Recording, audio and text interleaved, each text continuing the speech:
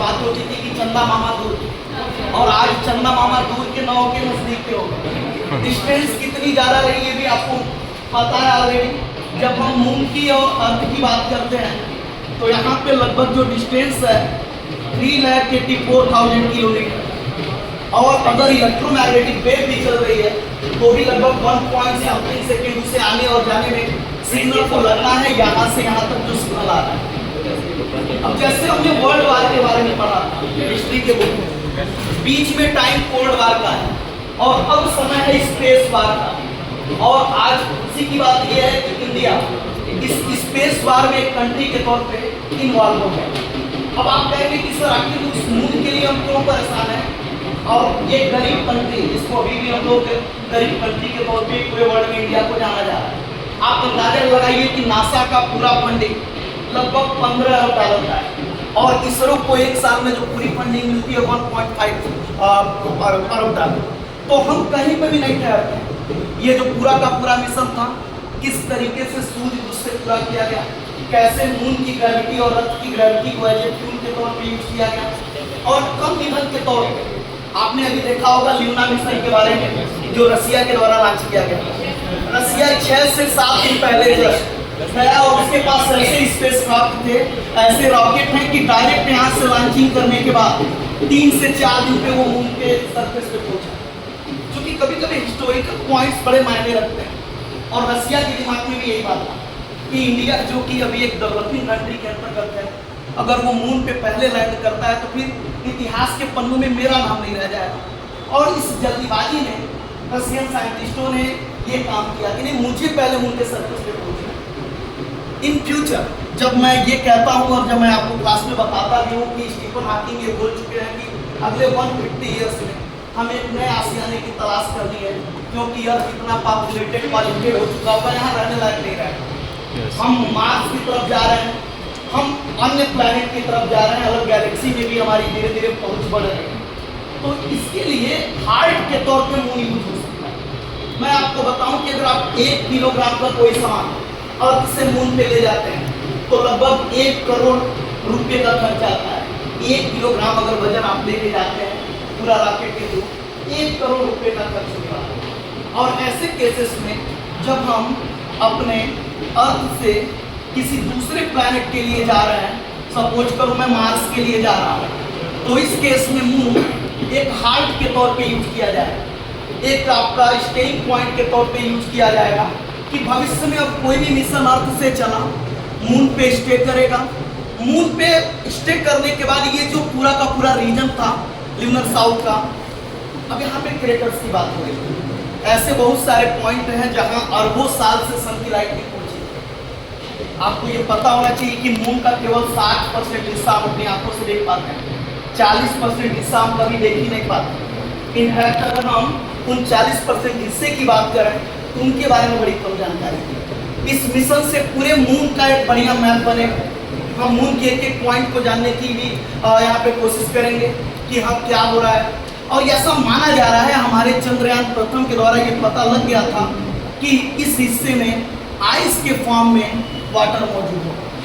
पूरा खेल यहीं पे चल रहा है, और मून एक सबसे बड़ा रिसोर्स सेंटर के तौर पे होगा, क्योंकि अर्थ पे सारे मिनरल्स खत्म हो रहे हैं, सारे आपके जितने भी प्रीशियस मेटल्स हैं वो खत्म हो रहे हैं, लेकिन यहाँ पे उनका पूरा का पूरा भंडार है, खासतौर पे ये पूरा का पूरा जो कोल है, तो इसके लिए भी मारामारी चल रही है। और इस केस में आइस के फॉर्म में जो वाटर है, अगर हम लोगों ने यहाँ डिटेक्ट कर लिया तो फिर ये हमारे लिए बड़ी उपलब्धि है, जिसके बारे में ऑलरेडी पहले से डिटेक्शन हो चुका है। अब आप बायोलॉजी के स्टूडेंट हैं तो आप कहेंगे कि इस मिशन से हमारा क्या लेना देना है। अब यहाँ से स्टार्ट होगा।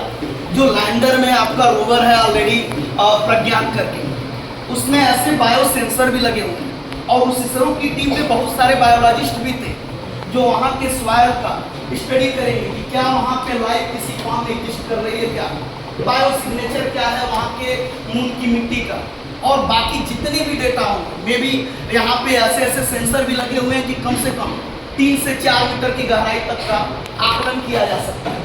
तो अगर ये आइस के रूप में वाटर हमें मिल रहा है और बाकी भी वहाँ पे जो मटेरियल्स हमें मिल रहे हैं, तो ये जब वरदान के तौर पे भविष्य में हमारे लिए यूज होगा। अब कोई मिशन जो अर्थ से मून पे गया, इस आइस या इस वाटर को हम लेंगे और इस वाटर का मतलब यहाँ पे H2O होगा, यानी हमें फ्यूल मिल गया, हाइड्रोजन और ऑक्सीजन। और हम यहाँ स्टेट करने के बाद क्रायोजेनिक्स फ्यूल के तौर पे लिक्विड हाइड्रोजन और लिक्विड ऑक्सीजन को यूज करके हम किसी और प्लैनेट के लिए जा सकते हैं, जो अभी थोड़ा मुश्किल वाला स्टेप होता है कि डायरेक्ट हम मार्स पे जाएं या सैटर्न पे जाएं या किसी और प्लैनेट पे जाएं। तो ये एक बड़ी बात होगी।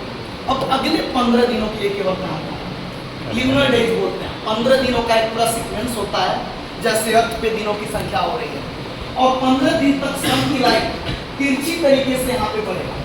चूंकि अर्थ पे कोई एटमॉस्फेयर नहीं है, सन की लाइट जैसे ही आती है टेम्परेचर लगभग 300 से 400 डिग्री सेंटीग्रेड तक जाता है, और जैसे ही सन की लाइट खत्म होती है टेम्परेचर -200 डिग्री सेंटीग्रेड के करीब चला जाएगा। और कोई भी डिवाइसेस, सेमीकंडक्टर डिवाइसेस जो कि पूरा का पूरा लैंडर और बाकी चीज़ों से लैस होगा, वो इतने कम टेम्परेचर पे काम नहीं कर पाएगा। तो अगले 15 दिन में ही जो हमें करना है करिए, टेम्परेचर ठीक ठाक रहेगा। और इस क्रेटर में जहाँ उसने लैंडिंग करी है, अब से कुछ घंटों बाद लैंडर से प्रज्ञान निकलेगा, पूरी की पूरी जो व्यवस्था होगी, और वहाँ से 1 सेंटीमीटर पर सेकेंड की स्पीड से आपका इसका आगे की तरफ आगमन होगा, और अपने रेंज में लगभग 10 से 20 मीटर के रेंज में डेटा को कलेक्ट करेगा।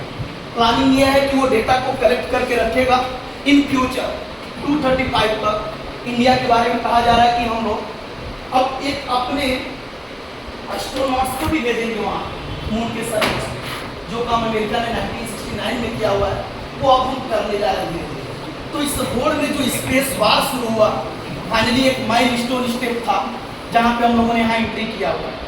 अब आगे ये नहीं है कि यहाँ एक केवल स्टार PMT के बच्चे नहीं देख रहे हैं, इंक्लूडिंग पूरे वर्ल्ड में जो आपके और कंट्री, अमेरिका जो कि सबसे आपका एक तरीके से रिच स्पेस एजेंसी है, फिर इसी तरीके से रास्मास रसिया की एजेंसी, यूरोपियन स्पेस एजेंसी, सबकी नज़र थी कि क्या इंडिया ऐसा कर पाएगा। क्योंकि मैंने अभी जस्ट बताया कि अंतिम के 4 मिनट ऐसे थे जहां दुनिया के लगभग 90% मिशन फेल हुए। अभी 2 साल पहले इजराइल का मिशन फेल हुआ, 1 साल पहले जापान का मिशन फेल हुआ, और इसी तरीके से रसिया का भी रिसेंट में आपने देखा ही देखा है। तो अब यहाँ पे आने के बाद अगले 15 दिन तक कम से कम हमें इतने सारे डेटा मिलने वाले हैं, और उनकी एनालिसिस के बाद अगले 6 महीने या साल भर में बड़ी बड़ी न्यूज आपको देखने को मिल सकती है न्यूज़पेपर में, मून के सरफेस के बारे में, मून के उन क्रेटर्स के बारे में जो तब बने जब पूरा सोलर सिस्टम का फॉर्मेशन हो रहा होगा। उन क्रेटर्स में वाटर है कि नहीं, उन क्रेटर्स में मेथेन है कि नहीं, उन क्रेटर्स में कोई बायो ऑर्गेनिज्म किसी फॉर्म में एग्जिस्ट कर रहा है कि नहीं, और क्या उन क्रेटर्स में जहाँ सन की लाइट कभी कभी अरबों साल से नहीं पहुँची है, क्या वहाँ पे ऑलरेडी कोई ऐसे सिग्नेचर मिल सकते हैं जिससे हम यूनिवर्स के ओरिजिन की पूरी मिस्ट्री को सॉल्व कर सकें कि यूनिवर्स बना ही कैसे। तो इन सारी चीज़ों का अध्ययन अगले 15 दिन में मून के इस पर्टिकुलर मिशन के द्वारा हम लोग करने जा रहे हैं। आप लोगों को केवल इसलिए नहीं जानना है कि ये एक नॉर्मल प्रोसेस है, कोई ज़रूरी नहीं है। मैं क्लास में भी कहता हूँ कि आप तो टेकिंग योर MBBS डिग्री, आप डॉक्टर ही बनो, उसके बावजूद भी आप इन संस्थाओं में डायरेक्ट एंट्री करेंगे। ऐसे मेरे स्टूडेंट भी हैं इस रोज जैसी संस्थाओं में। आप एक बायोलॉजिस्ट स्पेशलिस्ट जो भी इस तरीके के पैटर्न होते हैं, आप जाएंगे देखेंगे डेटा जो आएगा, ये डेटा केवल इसरो नहीं, दुनिया में जितने और इंडिया के बड़े बड़े जो बायोलॉजिस्ट हैं उनको भी इसरो ट्रांसफर करेगा कि भाई हमें नहीं समझ में आ रहा, बायोलॉजी वाले हैं, ये डेटा अथवा इसका एनालिसिस करो तो क्या कुछ यहाँ मिलने वाला है। तो ये आपके लिए भी एक बड़ी बात हो सकती है। और इस तरीके से इन चीज़ों का अवेयरनेस गर्ल्स ग्रुप के लिए मैं स्पेशली कहता हूँ कि अभी जो इस पूरे प्रोजेक्ट की इंचार्ज थी वो लेडी साउथ कर्नाटका की एक लेडी, लगभग उन्होंने इस पूरे प्रोजेक्ट को डील किया हुआ है, और उसमें भले ही जो इसरो चिप उन्होंने काम किया हुआ है। और इस तरीके का जो पैटर्न होता है या ये जो सफलताएं हमें मिलती हैं, भविष्य में नॉर्थ इंडिया से भी बहुत सारे साइंटिस्ट इसरो में पहुंचेंगे, इसकी संभावना है। क्योंकि आपने वहाँ देखा कि मैक्सिमम जो पार्ट होता है साउथ के कल्चर की वजह से मैक्सिमम लोग इसरो में या DRDO में साउथ में। हमारे यहाँ इस अवेयरनेस की जरूरत है जो आप लोगों ने दिखाई, और आगे अब हम इंतजार करेंगे कि क्या क्या हो रहा है। अब से कुछ घंटे बाद प्रज्ञान का उतरना और आगे की एनालिसिस आपके पास एनालिसिस में पहुँचता है। Okay, good luck and take care.